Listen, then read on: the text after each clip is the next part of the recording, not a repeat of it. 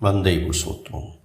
आज हम लोग श्री ठाकुर के जीवन में घटी कुछ घटनाओं का वर्णन करेंगे। एक घटना इस प्रकार है, एक बार आग लग गई तो दहकती आग पर नियंत्रण उसका शीर्षक है। एक बार संध्या के समय श्री धीरेन्द्रनाथ चक्रवर्ती श्रद्धेय केष्टोदा के घर में बैठकर श्री ठाकुर की भावधारा के संबंध में चर्चा हो रही थी। अचानक नफर चंद्र घोष आग लग गई चिल्लाते हुए दौड़ रहे थे। केष्टोदा एवं धीरेन्द्रनाथ दा दोनों हड़बड़ाकर बाहर निकले। पटसन जूट से भरे घर में जो माता मनमोहिनी देवी द्वारा बनवाया हुआ था, भयंकर आग लगी हुई थी। धधकती आग के साथ ही साथ भीषण जोर से आवाज चारों तरफ गूंज रही थी। उस घर के आसपास पानी का कोई स्रोत भी नहीं था। यदि तुरंत आग पर काबू नहीं लाया जाता तो यह पूरे आश्रम को अपने चपेट में लेकर जलाकर राख कर देती।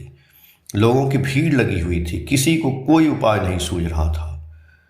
किम कम कर्तव्य विमूढ़ हो गए थे। श्री ठाकुर पिछले 10-12 दिनों से ज्वर से पीड़ित होने के कारण बिछावन पर ही लेटे रहते थे। बहुत कमजोर हो गए थे। आवाज सुनकर किसी तरह बाहर आए, किसी को उनके बाहर आने की आहट भी नहीं मिली। कुछ देर बाद सभी लोगों की नज़र श्री ठाकुर की तरफ गई। वे चुपचाप गंभीर मुद्रा में अपलक नेत्रों से लगातार आग की लपटों की ओर देख रहे थे।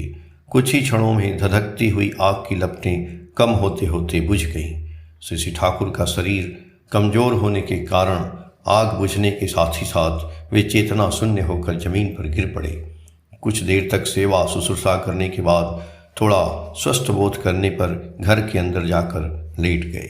श्री ठाकुर ब्रज गोपाल दत्त राय से 7 नवंबर 2023। ऐसे ही एक घटना और है। ठाकुर जी के भक्त हुए शरतदा, उन्होंने ठाकुर जी से प्रश्न किया कि चाहे मनुष्य जितना भी अन्याय क्यों न करे, विपद काल में यदि वह निरुपाय होकर परम पिता को पुकारे तो क्या उस समय परम पिता की विशेष दया नहीं पाता है। श्री ठाकुर जी ने कहा कि परम पिता की दया मनुष्य का पुकारने और नहीं पुकारने पर निर्भर नहीं करती है।